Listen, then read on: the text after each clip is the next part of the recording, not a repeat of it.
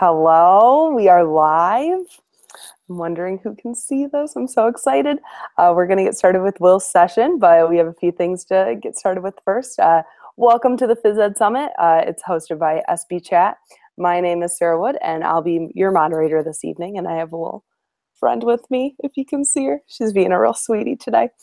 We want to thank the Physedagogy crew for creating the Phys Ed Summit and helping with SUBLIMNAL along the way. We are using a lot of technology during the session, and sometimes it goes wrong. And this year we are trying out some new things. You'll find the chat feature next to the YouTube live video on the right side. And if you have any questions or comments, please use this chat feature throughout Will's presentation. We'll get to questions at the end, but as you think of things, just put it on in there. In the event that technology fails, we will use the chat feature to update you and also update the SUBLIMNAL website as quickly as we can. If you're using social media, we would love for you to use the two hashtags, hashtag ESPeChat and hashtag PhysEdSummit for your posts. Now we are going to introduce Will. It's Will Potter.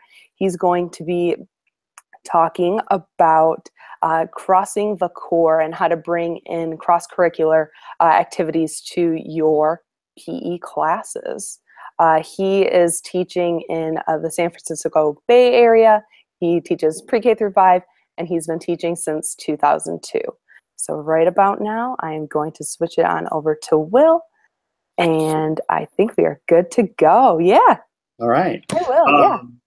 Hi, everybody. Thank you, Sarah, for that lovely introduction. I appreciate it. I don't know if you saw any of the sessions yesterday, but they were fantastic. I've got a whole book of notes right here that I took during both of those sessions, so I'm hoping to keep the momentum going and we get another exciting session.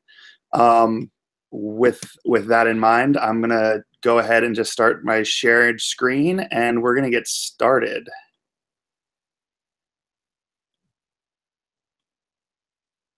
All right, Sarah, are we good to go? Can you see my? I can see that, yes. Awesome.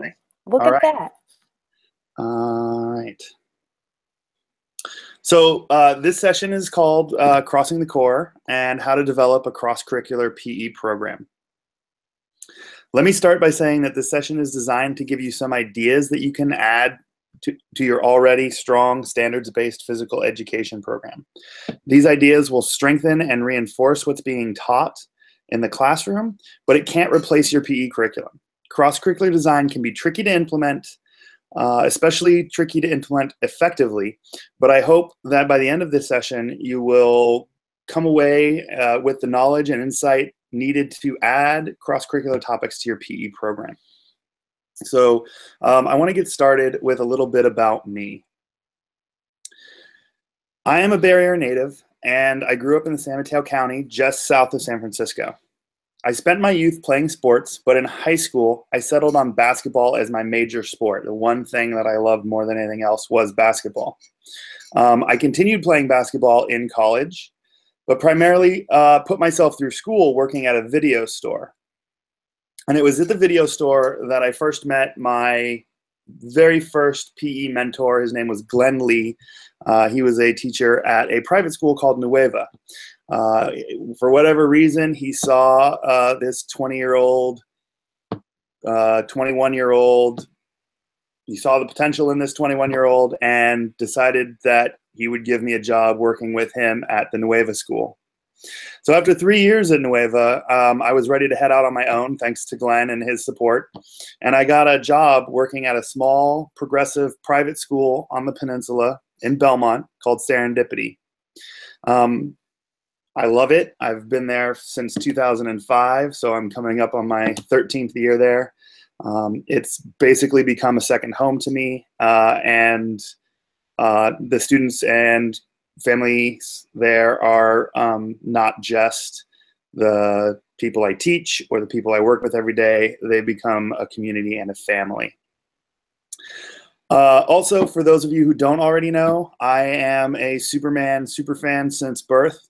And you can see in that picture that not much has changed. Right. My life experience has shaped and defined me in a different way than anyone else. While those past slides kind of just gave you a quick glimpse into who I am. There's a lot that goes into making me who I am. Despite being this multidimensional human being with all of its nooks and crannies and hiccups and weirdness, oftentimes professionally I am reduced to just one thing, a PE coach. There's nothing wrong with that label. Most of us are coach or Mr. So-and-so or Mrs. So-and-so. And that's great. It is part of what I am, but it's just a small part. Much like myself and much like everyone really, our students are individuals. And as individuals, they have many things that make them who they are. Even though they're young and they're immature, they have a lot of the same complexities to their personality as anyone else does. Because of those distinctive personalities, they learn and absorb things in their own way. They are unique, but then again, that's what makes them like everyone else. Understanding that as a teacher, why would you only take one approach to teaching students? Why would you take a cookie cutter approach to individuals who are just as complex as we are? Knowing how you learn is almost just as important as what you are learning. For those of you who are unfamiliar with the concepts of multiple intelligence, here's a quick and easy tutorial for you.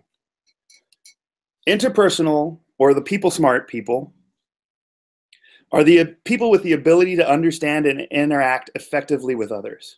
These are your communicators. They like to talk it out. They respond to your nonverbal cues. They're also very typically sensitive to the moods of others. Then we have our verbal linguistic learners. These are the learners who are your poets, your novelists, your journalists, your writers. They enjoy writing, reading, telling stories. They have a strong ability to use language to express themselves. Then we have our logical mathematics people. These are your calculators. They see the order in the chaos. These are young adults with lots of logical intelligence. They are interested in patterns, categories, and relationships. They're drawn to arithmetic problems, strategy games, and logic puzzles. Next up, we have our naturalistic students. These are your students who are less interested in the ball game you are playing and more interested with the tree that the other kids got the ball stuck in.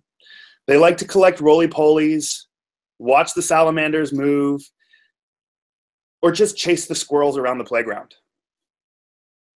And then we have our intrapersonal. These intrapersonal people are not to be confused with interpersonal people. This type of intelligence is the ability to know oneself. These are your internal learners. These students are very aware of their own feelings. They are self-motivated. And for the most part, this manifests itself in shyness. The visual and spatial learners are your artists, your sculptors, your designers, your architects. Their capacities include spatial reasoning, image manipulation, graphical skills, and usually also have a very active imagination. Lastly, we have our musically smart people. These are the people who recognize, create, produce, and reflect on music. They have the ability to discern pitch, rhythm, timbre, and tone. If you have students who constantly drum or hum to themselves, you probably have a musically intelligent person on your hands. Now, as I've gone through this list, you probably have thought to yourself that you belong in one or more of these categories. And it's likely true. Most people, they don't fall into just one of these types of learning styles. They fall into several of them. Most people also have a primary or a dominant learning style. If you're like me, you have one predominant learning style, and that is the bodily kinesthetic learning style. Bodily kinesthetic learning, these are the learners who are natural doers. They are discoverers. They do things by themselves. Kinesthetic learners aren't necessarily suited to traditional classrooms. They don't like to sit still. They learn best while standing or being physically active. They like to learn through activities that involve participation. They like to work on what they're working. They like to work with their hands. They like to move. They like to be out there in the open. These are the students who your coworker probably says struggles in class, but that you see thrive in PE. Cross-curricular design is especially helpful for them because as PE teachers, we have the flexibility and the power to be an extension of the classroom and a safe space for those who cannot learn while sitting still. We can be their hero. We absolutely can be their hero. The only question is how. How do we reach these students who struggle in the classroom, who can't sit still, who get written off as ADHD or a troublemaker just because they can't focus in a still, quiet environment? This is where the implementation of cross-curricular design comes in. So the next thing I thought about was how this implementation works. I had to think about the process. What do I do to implement something? And that's when I came up with these 3 essential styles of implementation. If you can utilize these styles to incorporate other curriculum into your PE program, you're halfway there. These styles are overt, covert, and subliminal. So I want to dive deeper into each one of these styles and discuss how and why we can utilize them in our teaching. But first, let's talk about that awesome metaphor. You're their hero, right? What does it mean to be their hero? And let's go into that. The first and most obvious place to start is with overt implementation. Overt implementation is where you take curriculum and add it to your program in an obvious way. You're not trying to hide it or camouflage it. You're taking curriculum that is science, math, social studies, language arts, and you are bringing it into PE as part of your class. Overt implementation is just like Superman. He's out there, he's bold, and there's no denying he is Superman. My first example of overt implementation is my Awesome Anatomy program. This is a collection of worksheets that I have collected from a variety of sources over time. I can't give them out to anybody, but if you do a quick Google search for worksheets, or you go out to your local teacher supply shop, you can get the anatomy books or the science books that the science curriculum uses. You just bring it in, you find what works for you, what you want to teach and how you want to teach it, and you make a scan of it. Then you turn them into a giant poster, which is what I do. With my K1 students, the program is about exposure. I'll show them the body parts. I'll give them basic vocabulary. I'll teach them the most basic structures and functions of each part of the body. For my 2nd and 3rd grade students, they'll get the next level.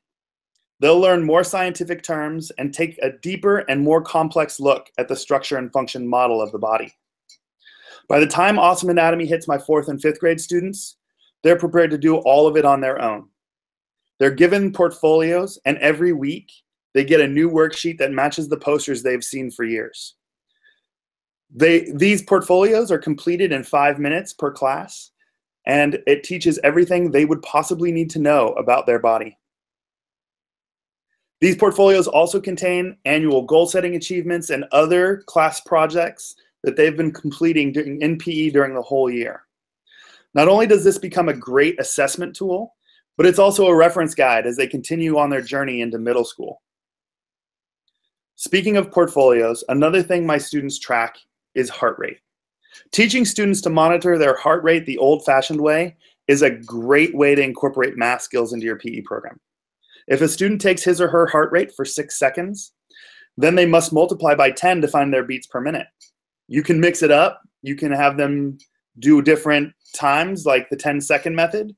It's even more accurate and a more difficult equation. I also have my students chart their heart rate in a graph form because not only are graphing skills important in math, but also may be better for visual spatial learners to understand the correlation between heart rate and activity. The next example I have is the Lorax. You can do this with a variety of different books. I particularly like the Lorax. It's one of my favorite stories.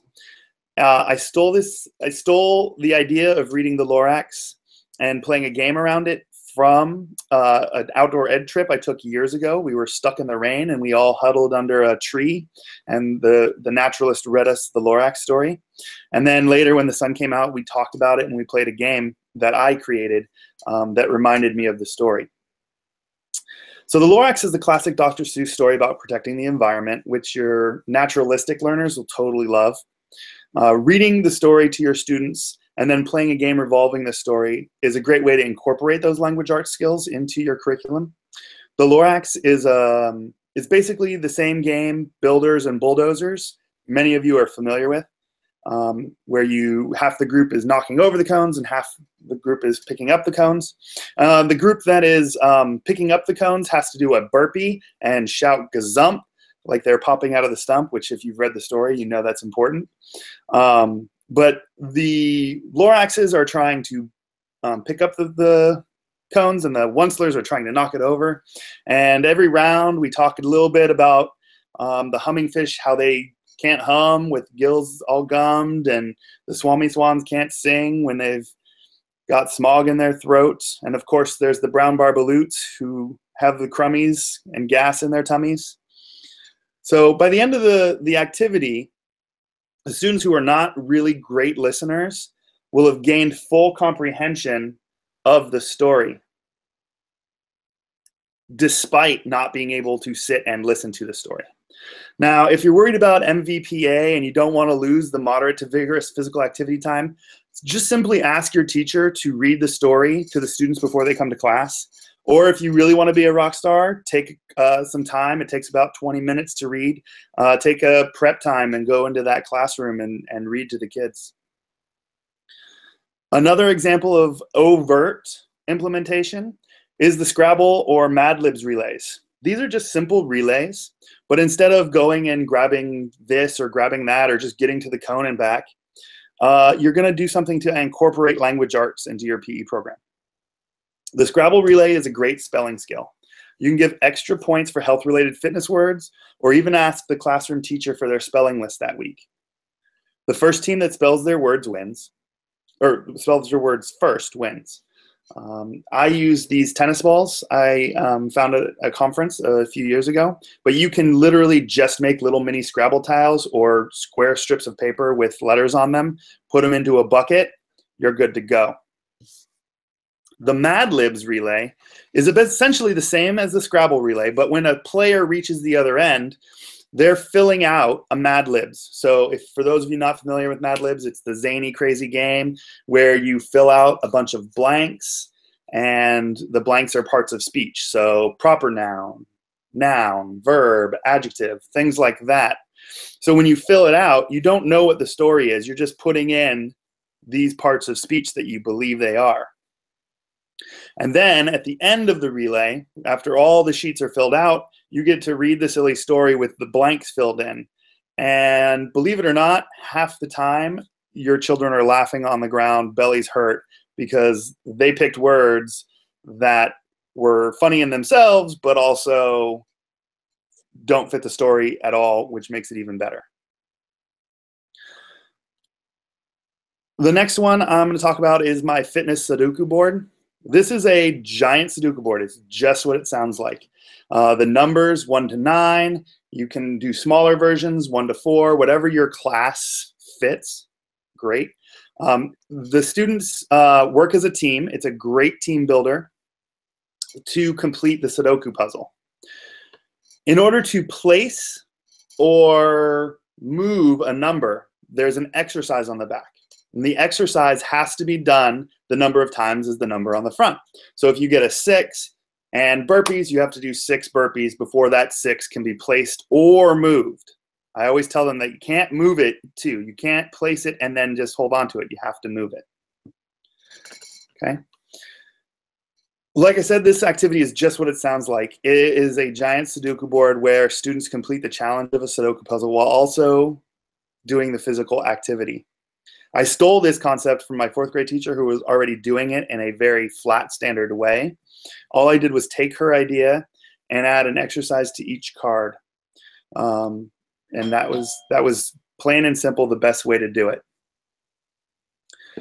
We all know that students love to keep score, even when distinctly told it doesn't matter.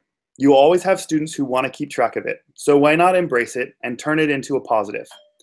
By making your students rethink scorekeeping, you can really involve those logic and math learners and see them thrive. There was a time when I played basketball that we would have free throw competitions. We didn't base our free throw competitions on the number of made or the number shot. Our free throw competitions were based on percentages, based on the fractions. Whoever had the best shooting percentage would be the winner. If students want to keep track of score, let them, but make them keep score in fractions or percentages. Advanced students can look at averages and even make connections you might not have seen. I love to have my students convert those scores from fractions to percentages and back and forth. It's a great mental challenge for those students who claim to be bored by the activity because it's too easy. I could spend all day talking about different ways that you can use overt implementation. Overt implementation is easy because you don't have to disguise what you're doing. Kids will respond because they know they are having fun while learning. And their teacher will love it because they get the added practice. The biggest challenge is finding the time to do it on top of your current curriculum. And that's where the next style comes in handy. So our next style we're going to talk about is covert implementation. Covert implementation is where you take curriculum and sneak it into your program very, very sly-like. You're incorporating math and science and language arts or social studies into your PE classes without the students realizing that that's what they're learning. Your focus is still on your physical education curriculum. You're worried about throwing and things like that, but the games you play or the activities you do have a little bend to it. It's just like Clark Kent. You don't see it, but underneath that mild-mannered exterior is Superman. So a great example of this is Rochambeau Risk. It's a game I first learned from J.D. Hughes. His version had popsicle sticks and scrunchies, and you would Rochambeau, and you would just collect, and whoever had the most at the end would win. My version uses Unifix cubes, deck rings, and hula hoops. Players take turns rolling the dice. I use various polygon dice to mix it up. So I have a 20-sided, a 4-sided, a 12-sided dice, just to keep it interesting and mix it up. So after you roll the dice, you play Rochambeau. The winner of the game, so it takes the number of dice, the number on the dice, and goes and collects that number of Unifix cubes. And for those of you not familiar with Unifix cubes, they're just basically a cube that you can stack on others. The loser of the Rochambeau takes that walk of shame over to the corner, draws a card off the fit deck or whatever activity I've chosen for that particular day, and does the physical activity in order to come back in and play Rochambeau again. So if you're working on throwing or catching skills, they have to throw to a stationary target 10 times, or they have to play catch 10 times. If you're working on dribbling, dribble 10 times before they can come back in. Now, the interesting thing is and the thing that makes this a cross-curricular activity is that students can trade 10 Unifix cubes in for a deck ring and tech deck rings in for a hula hoop. So essentially a hula hoop is worth 100 Unifix cubes, and a deck ring is worth 10 Unifix cubes, and a hula hoop is worth 10 deck rings. So they can do those trades in and out as much as they want. And that skill reinforces place value. It's a second grade math standard. As my students get better at this game, I'll challenge them and have them play backwards. So they'll start with a hula hoop and try to get down to 0 before time runs out. This will teach them subtraction and regrouping. Now remember, the focus on the game is not math. I am focused on the skill that the losers or the non-winners of the Rochambeau have to play. The math part is just a natural byproduct of the game. The next example I have of covert is a game called Evaporators and Precipitators. Now this is just clean up your backyard. But rather than just play clean up your backyard to teach throwing, which is what I use it for,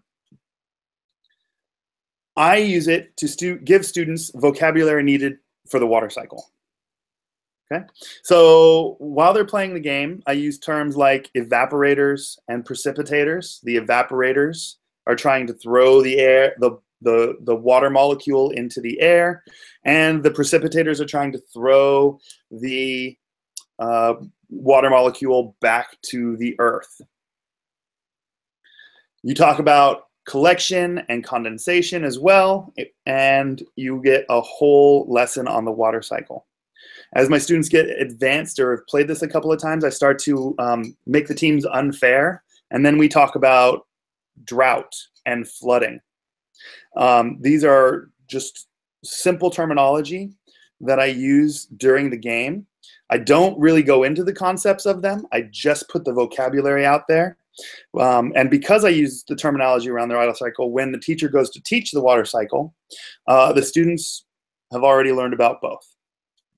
And they already have kind of an idea of the workings of the water cycle, because of the water molecule going into the air is precipitation, or coming down from the air is precipitation, and going up into the sky is evaporation.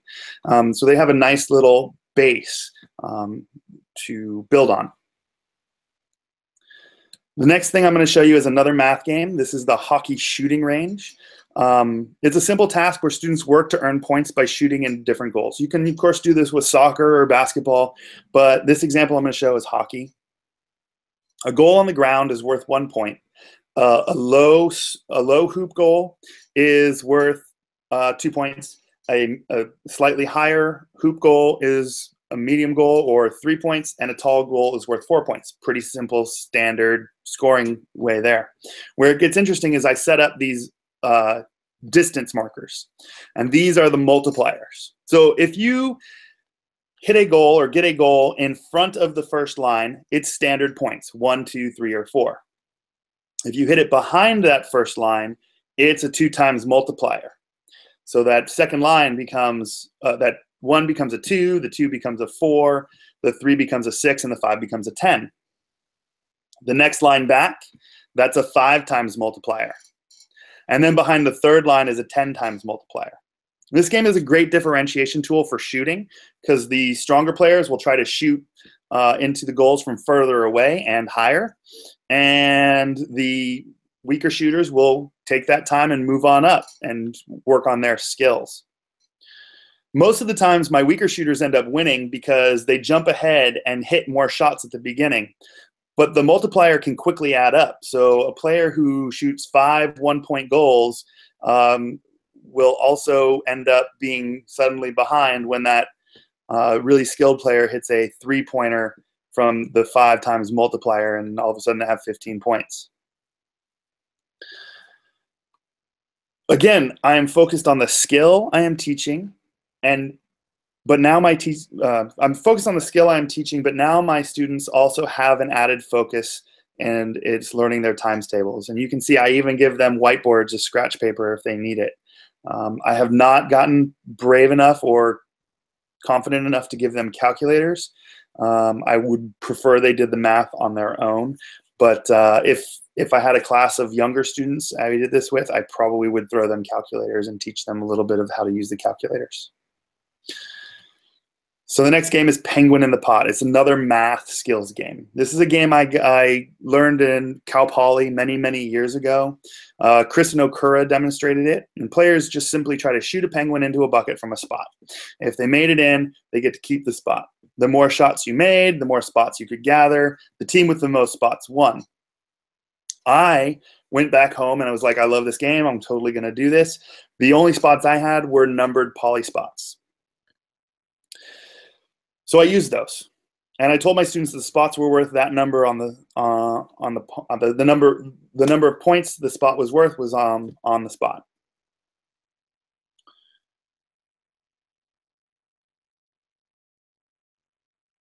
The more shots you make, the more spots you can gather, the more math you have to do.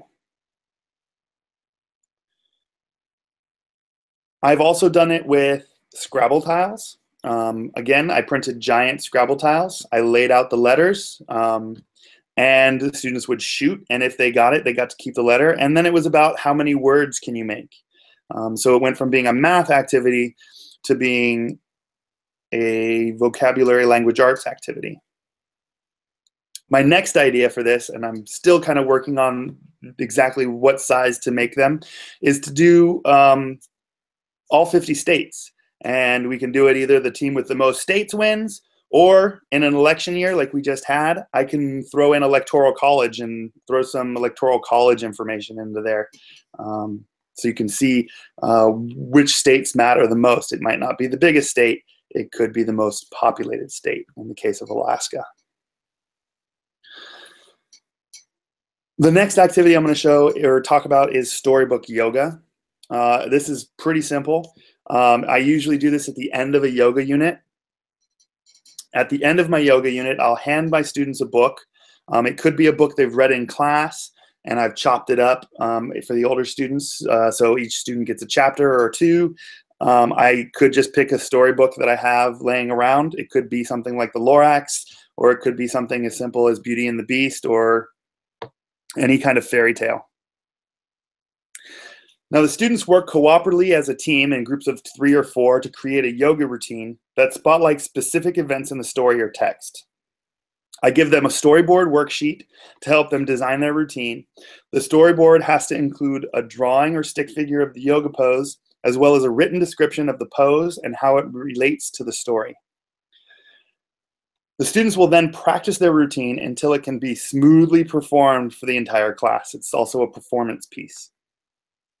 My focus during this lesson is for students to demonstrate their knowledge of yoga and yoga poses. It's not on their ability to read the story. A group that does well will do so because they are able to take the analytical skills used in a language arts class to dissect a plot and use it and apply it using yoga, but it's not necessary. Again, it's a wonderful activity. I am focused only on the yoga bit, and the story aspects come second. Most of us have heard of or we're beginning to hear about breakout ed. It's a relatively new activity in PE, and a few people have been kind of experimenting with it.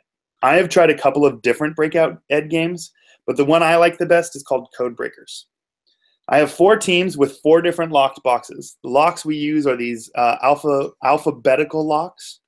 I like them because they're easy to change. You can change them quickly, and you can use anagrams so that it could be a word that's forward, backwards, or mixed up in between. The teams compete the teams compete to complete whatever skill I'm focusing on in that unit in order to get a card. So if they're shooting, they have to shoot 3 baskets before they can get a clue. Now, the clue card is a number or letter that corresponds with another letter. As you can see in the codex I've provided, A is N and N is A. Now, that can be very confusing for younger students. You really have to spend a little bit of time talking about what that means. So players use that decoder card to discover the true value of a clue card, giving them the opportunity to unlock their box. For the logical math learners, this is an excellent activity because they can shine in it. I especially like this activity because it's so flexible. Just like before in the other activity, I can substitute any activity I'm doing, basketball, soccer, hockey, throwing, fitness, or whatever activity I want, and the game is the same. That's my favorite breakout ed activity, is an activity that is transferable to other things. So I love covert implementation because it allows me to implement science, math, language arts, all of those other subjects without disruption to my curriculum or without putting my standards to the side. You can easily convert covert implementation and overt implementation activities just by changing the lesson focus. If you want to focus more on the academic side of it or the cross-curricular side of it, go for it. If you want to focus more on the physical access of it and just put it in the background, that's totally fine too. Your students will guide you based on their learning style, on what they respond to. I've had a couple of classroom teachers who see my ideas and take it to their students on a flex day when they have a little bit of extra time, or they're doing a buddies activity and they want to play a game, just to give them new takes on what they're learning. So the last style of implementation is the one that takes the most deliberate thought to create, but whose outcome you will barely see. I am, of course, referring to subliminal implementation. Don't stress, don't freak out. Subliminal implementation doesn't have malicious intent, but it does have a secret message. Subliminal implementation is where your cross-curricular design becomes extra creative and becomes fun. This style of implementation might not even be noticed all the time by your students. It is subtle and delicate. You aren't discussing it or focusing on it in your lessons. It's there, and your students may or may not notice, but you are providing enriching content, and you are doing it in a way that will stick with them. This method is just like Superman Returns' Brandon Routh. It is meant to be reminiscent of something and give you the same impression of the Christopher Reeve Superman without being that Superman. So let me begin with a quick discussion on the subconscious. Our brains are constantly at work absorbing stimuli from the world around us. Most of the time, we are unaware of this process at work. It occurs on a different level of consciousness. Even if we are not aware of it, our brain is processing it. Now, I simply could sit here and talk about the science of the brain and all its fascinating workings and bore you to tears, but I'm not going to do that. What I am going to do is give you an example of what I'm talking about. So I have a video. I'm going to see if you can spot the twist.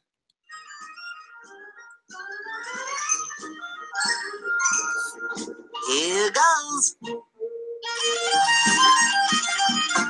Baton Rouge, Louisiana, Indianapolis, Indiana, and Columbus is the capital of Ohio. There's Montgomery, Alabama, south of Helena, Montana. Then there's Denver, Colorado, under Boise, Idaho. Texas has Austin, then we go north to Massachusetts, Boston, and Albany, New York. Tallahassee, Florida, and Washington, D.C. Santa Fe, New Mexico, and Nashville, Tennessee. Elvis used to hang out there a lot, you know.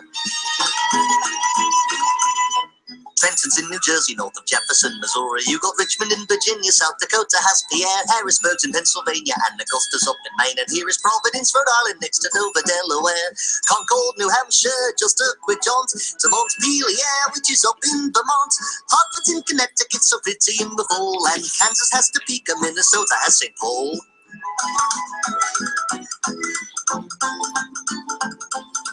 Juneau's in Alaska, and there's Lincoln in Nebraska, and it's Raleigh out in North Carolina, and then there's Madison, Wisconsin, and Olympia in Washington, Phoenix, Arizona, and Lansing, Michigan. Here's Honolulu, Hawaii's a joy, Jackson, Mississippi, and Springfield, Illinois, South Carolina with Columbia down the way. I'm sure many of you are watching the video, and many of you may have counted 15 passes, and some of you may or may not have seen the gorilla the first time. Now, how many of you noticed the background music? Would it be a song that would take long to get stuck in your head? If you were a 5th grade student tasked with learning the states and their capitals, would hearing that song help? Personally, I think it would. How many times have you gotten a pop song stuck in your head? Those famous earworms that are impossible to get rid of. I was raised in an era of educational television, an era where Sesame Street, The Electric Company, and Schoolhouse Rock were at their peak. I can't even count the number of songs and rhymes that these shows taught me that I still to this day remember and sing to myself. So why not incorporate them into what you're doing now? I like to play music during my classes. It's fun, it keeps children motivated, and it makes classes fly by. But there's only so much Taylor Swift and One Direction you can listen to before your ears bleed. It just really is. So why not tap into the power of an earworm and get kids humming educational songs like 3 is the Magic Number, Conjunction Junction, or I'm Just a Bill. It's a great way to teach without even teaching. So over here I've got some songs that I love and who they're by. Make sure you get the clean version of alphabet aerobics. That can cause you problems if you're not careful, but it's a great song, especially for my kindergartners. They get a lot of vocabulary that way. Also, a subliminal way to reward or to interest students or to activate subliminally is Cool Bucks. They're my reward students. They're for students who go above and beyond. If you do something cool, great job, you're getting a Cool Buck. You picked up a piece of trash without being asked. Awesome job, here's a Cool Buck. You are participating and you see your friend fall down and you make sure they're okay, and you pick them up and you carry them off to the side and you sit with them until they're ready to play again. That was really cool. Here's a Cool Buck. Cool bucks can be spent at my PE marketplaces for prizes or experiences. The students don't even think about it, but while they're busy trying their hardest to earn cool bucks, they're also learning about money math. 1 cool buck gets you a low-level prize, 5 cool bucks a mid-level prize, and 10 cool bucks a big-time prize. These are prizes that come from the dollar store. They're not going to break your budget, but I do vary those so that the jacks aren't worth as much as the super soaker, squirt gun, or whatever you want to put in there. A lot of my students prefer to spend their cool bucks on experiences, and I think that's really cool. Just from my personal idea, you know, everybody has stuff, but not everybody gets experiences. So for 25 cool bucks, my students, I have a GoPro harness and a mount, and they wear it on a vest. And at the end of class, I take a video and I put it on a DVD for the student to keep. 50 cool bucks, and the next experience, I will buy my students lunch. I will take them to the cafeteria or take them off campus if their parents sign the permission slip, and we'll go and we'll get lunch, and we bring it back, and I eat lunch with them, and they get to feel super special because Mr. Will bought them lunch and Mr. Will's eating lunch with them, and it's one of my favorite things to do. But a lot of times those kids that get to 50, they want to save up for that next experience, which is for 100 cool bucks. It's really hard to get, but they get to be PE teacher for the day. They get to pick the game. They get to boss Mr. Will around. They get to lead the discussion and the stretches. They get to pick their warm-up first, and they get to be the boss. And there's nothing better than getting to be the boss. I mean, it's what we do every day, and it's the best thing in the world, right? So some other great methods of subliminal implementation is just through simple exposure. Learn some basic sign language and use it when you speak. Hang posters or a word wall in your gym. Just do it. You don't have to use it. You don't have to refer to it. Just having it there is enough. You will find that students seek those things out on their own, by themselves, without much coaching. Another thing I've just started to do, because I've noticed that a lot of other teachers are doing it, is creating bilingual posters or bilingual resources for my students. Even though my class may not be bilingual or even speak Spanish, why not expose them to foreign languages? I've been amazed what my students pick up with very little work on my part, just by simply providing it. I'm sure you'd also be surprised by what these sponges soak up, right? They're so malleable. They have no wrinkles in their brains, and they just absorb everything. So just put it out there for them. Now, if you're still not sure what I mean, maybe this will help. Now, first, I have to apologize. I have to apologize because you've all been a part of subliminal messaging exercise throughout this session. All hour, you've been exposed in some way, shape, or form to some subliminal content. It may have been a word or phrase that I used on one of the other slides. It may have been a doorbell in the background. It may have been a photo or a graphic that appeared in the slideshow. Even the poster behind me at the beginning of the session had a clue to the message. I embedded clues everywhere during the session. While I didn't mention them, you likely noticed them either consciously or subconsciously. In fact, I'm sure that some of you may have noticed the repeated message in the bottom corner. And if you did, and you know sign language, you may have deciphered the message. If you didn't, it said, "Hello, if you can read this message, you are super cool." So hopefully we're all super cool. And if you weren't, that's fine too. I love subliminal implementation because you get to be in on the trick. You get to be the one that plans the heist, to be the magician. I love it when my 5th grade students come to me and they realize the reason they did so well on their capitals quiz was because they kept singing the song that I played in PE the week before.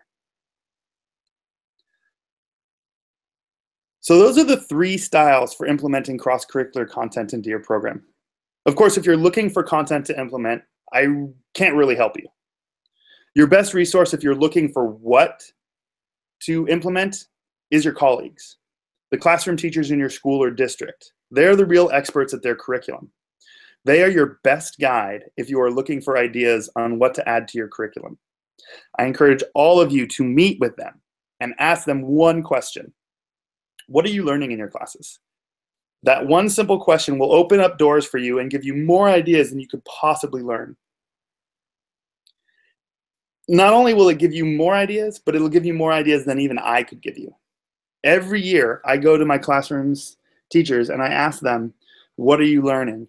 What are you learning in September and October and November? When are you going to do this? When are you going to do that? So that I'm prepared to throw those activities out on any given day. Those are the real connections you have to make if you want to implement cross-curricular activities. You have to have those good relationships with your coworkers in the classroom. They aren't just people who hold the kids until they come to you. They are also teachers. And if you want to be a part of what they do, just ask. I'm sure they will be happy to share it with you. So that's my entire slideshow. Thank you for being here with me today. I'll take any questions you might have. But if you're not watching live and you have questions, feel free to contact me at any of the places listed on the screen. Also, if you want more detailed information on all the activities you shared tonight, you can find full printable instructions in the resource section of my website. I also want to thank Matt Bassett and Sarah and the whole SUBLIMNAL team for allowing me to share with you this evening. But like I said, I'm going to take questions now. So, Sarah, do we have any questions? Yes, we do. Let's see. This is there a handout that you have for the games? Yes, they're all on my website. You can totally go to my website. It's www.mrwillpe.weebly.com. Great. And it's in the resources section. All right. We also want to know, there was a question, do you coordinate with classroom teachers to time the lessons throughout the year? And I think you went over that, that you are constantly asking, when are you doing this?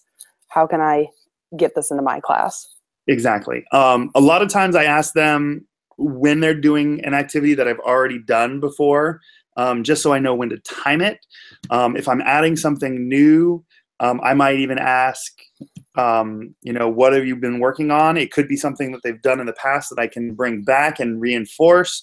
It could be something that they're going to work on next week. So it just depends on what I have space and time for. A lot of times we get lazy and we fall back on what we've done already, but it's always nice to ask them what they're going to be doing so that maybe you can pre-plan and get an idea of what they're going to do in the future and have it ready to go. Right. Our next question is, what grades do you use your covert games with? So the covert games that I shared were, let me get to that section, sorry.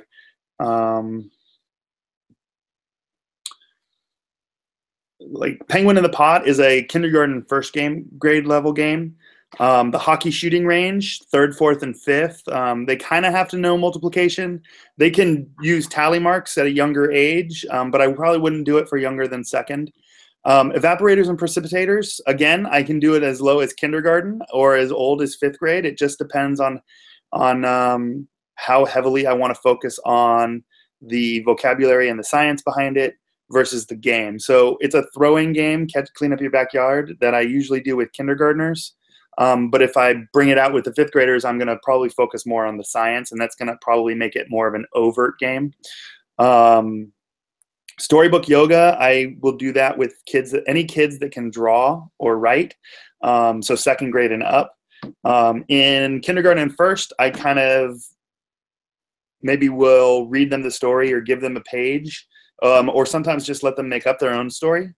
It just kind of depends. The breakout ed, so far I've done it with 3rd, 4th, and 5th, and all 3 of those have loved it. I don't know if I would drop that down to anything lower than 3rd grade. Rochambeau Risk, 2nd grade standard, so I do it with 2nd grade. Yeah, so those are the covert games. All right, perfect. We also want to know, when you're doing the breakout games, does it ever get overwhelming because of everyone who may be asking for clues? So the way that I do it is I make sure that there's enough clues when I do it, let's say I'm doing it with a catching and throwing activity, and they're using lacrosse sticks to throw a ball to themselves and catch it. So throw and catch to yourself with a lacrosse stick. I will put enough clues out there that every student can participate and get a clue. Now, the codex is going to be the codex, right? But they're obviously going to be working in teams, so they may not all get the same clue or whatever. But the clue cards, they could just be repetitive. So I could have 3 M's or 3 J's or 3 K's. And the way that I distinguish which lock they belong to is based on the color of the clue card. So the red box gets red clue cards, the blue box gets blue clue cards, the green box gets green clue cards, and so on and so forth. But they can be repetitive. So you can have 7 of the same letter, and they will have to decipher whether it's a repeat, or whether you're going to need it again, or whether it's useless. So the skill part of it doesn't matter. All right, and then our final question is, when are you going to put the luchador mask on? Oh, I guess I'll put it on right now. The luchador mask. Right here. I want to know who asked that question. That was Jorge. Oh, of course it was. There you go, Jorge. There you go, Jorge. I'm Ross glad it is was loving it. I'll keep it on for the rest of the session, so as long as there's more questions, I will have to wear it. If we're done, I guess we're done. That is the end of our questions. I was just about to post the Flipgrid link so people can get on there and give us some feedback. I think the prize, if you are selected, is a year of Flipgrid subscription. And then we will also be posting the link for people to get their certificates as well. So Awesome. from my end, go ahead. I know that the certificates come really fast. I tested it out yesterday on Angie's session, and they come almost immediately. So great. Get your sessions in. Let's double check. Yep, thank you. You can watch this this session over again. It's recorded, and we will be having sessions all week. We will also have a session, Tuesday, Wednesday, Thursday, 8 p.m. Check our webpage for details for the other sessions. Thank you again, Will. Check us out, ESPEchat, every week on Tuesdays, and we really enjoyed having you here. Thank you guys again for joining me. Thank you, ESPEchat, again for letting me share. I thought it was awesome. I hope to do it again. All right. Thank you all. We will talk to you soon. They said, nice job. You've got compliments all over the place, Will. Good job. Thanks. Bye, everyone. Bye.